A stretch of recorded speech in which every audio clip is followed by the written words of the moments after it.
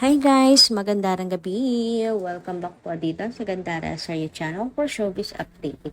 Andito na naman nga po ako muli nagbabalik. Ang nagmamaganda ninyo kachismosang Kimpaw, wala na nga pong iba.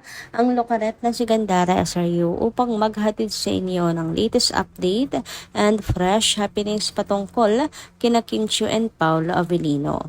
And para nga po sa gabing ito, ang tatalakayin naman po natin at pag-uusapan ay may kinalaman nga po dito sa pagdidispatcha na ni Kim Chiu sa mga gamit na may kinalaman sa ex niya para maging malinaw sa lahat sa mga hilig kasi ng iba ungkatin ang nakaraan, 'di ba? Kaya naman si Kim umaksyon na po, hindi na rin nakapagtimpi.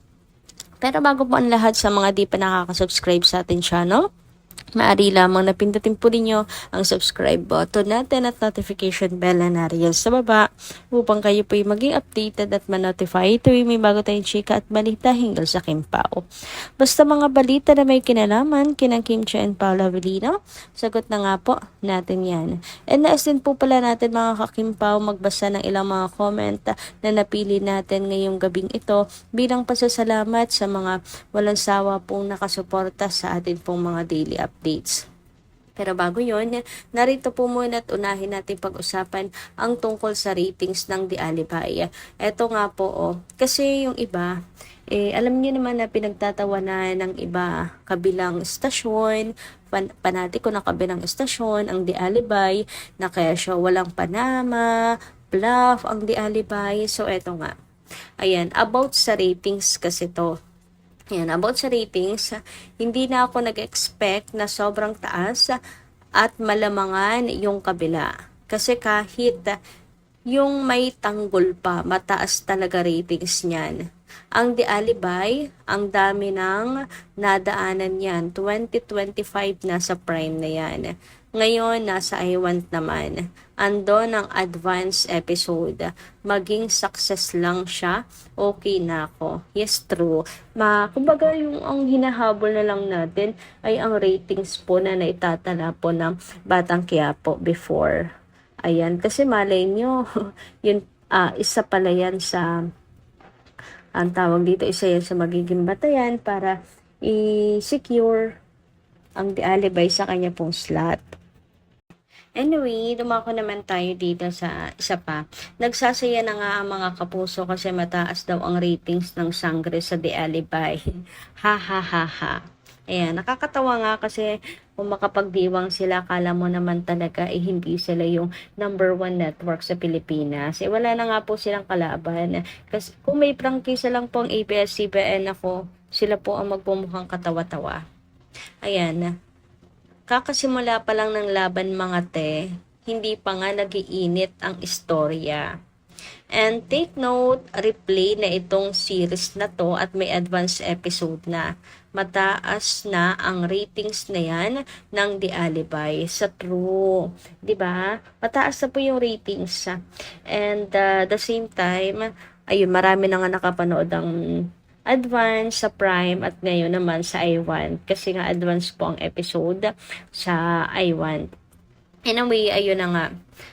Tungkol po sa ratings na yan, kung makapagyabang sila, kala mo naman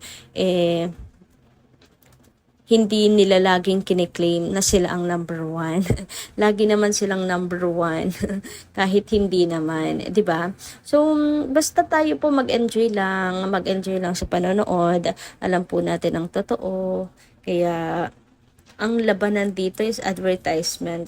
Kasi kahit mag number 1 sila sa ratings, ang baba naman ng kanilang mga ads, ang baba ng kanilang commercials. Saka sa isa lang po sila pinapalabas sa free TV lang. Ang The Alibay, meron sa I Want, meron sa Prime, meron pang online, tapos free TV. 4 po. Meron pa yan sa Jeepney, sa A2C, meron pa yan, di ba? Kapamilya Online. Nakakaloka nga eh.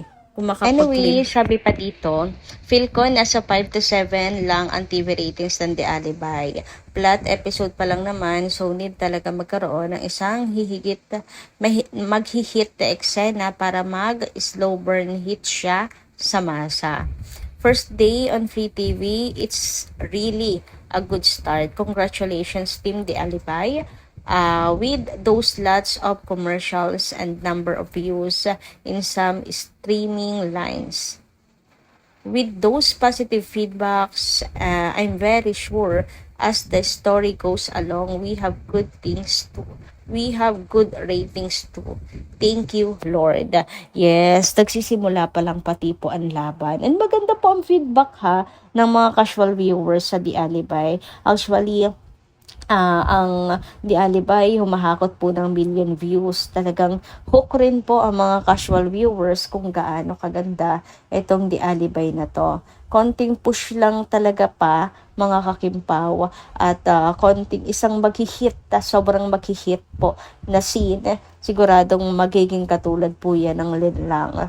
So sa ngayon nakaka-million views tayo, pero tingnan pa natin baka may mas maghihit pa po ng mga eksena nakuha po dito sa The Alibay. Kaya gawin din po natin ang lahat ng ating mga makakaya. Napakahusay naman kasi talaga nila doon sa The Alibay na yan. At saka yung story, pinagkagastosan talaga. Meron po silang nilaan talaga na budget para sa The Alibay. Kaya hindi po kahiya-hiya na panood sa mga kakimpaw and sa mga casual viewers. Anyway, narito naman ang ilang mga comment nga na napili natin basahin tonight. So, ang first commenter natin ay si Ma'am Helenita Catalasan at Ma'am Corazon Serrano. Shoutout po sa inyo both. Ang sabi na rito, Kimpaw forever. Kimpaw, stronger together. Pinagpala sila Kim and Paulo. Sunod-sunod ang mga blessings. Love you both. Keep safe. God bless. God bless din po sa inyo, Ma'am Corazon and Ma'am Helenita Catalasan. Thank you so much po sa inyong pag-comment. Sabi pa po dito nila Ma'am Norma Daya, good evening. Gandara. One way of testing their relationship if they really meant with each other is through their long-distance relationship. Now that Pau is in France making a teleseries. Now this time to test if they miss each other. Then that is true love for KP. God bless you both. Imposible hindi po mamimiss ang isa't isa. Di ba nga at sila po ay may pag-stock pang nalalaman. Ina-stock nila ang isa't isa kapag hindi sila magkasama at aminado sila both doon. Gustong malaman anong ginagawa kaya nito ngayon. Di ba? At sa kanila nang galing yan, di po yan gawa-gawang kwento.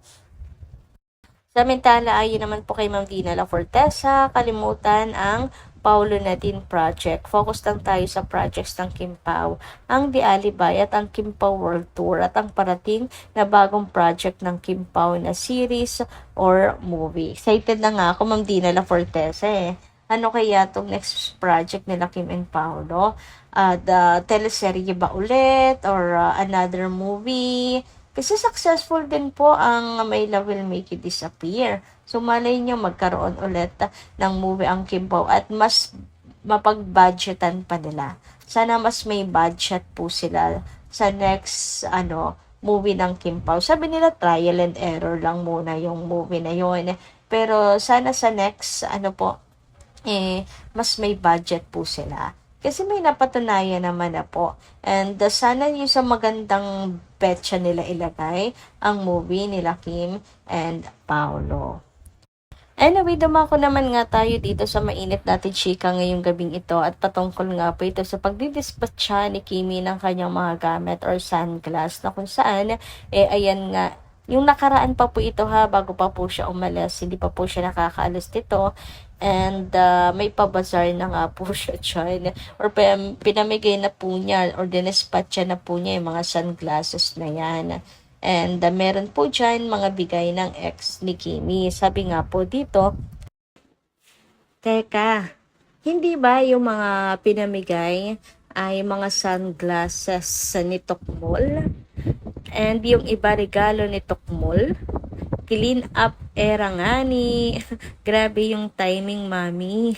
Nakalimutan ni ata isama sa ibinenta sa bazaar. Sayang nga po eh. Pero mukhang wala rin naman bibili. Charot. So, ayun na nga, clean up era itong Chinita Princess. Okay na rin po yun para wala na pong kahit anong bahid at maalala si Chinita Princess tungkol sa kanyang ex. So yun lang po muna ang ating update. Maraming salamat po sa inyong pakikinigan. Kita-kits po tayo muli sa mga susunod nating chika. Maraming salamat at ingat po kayo palagi.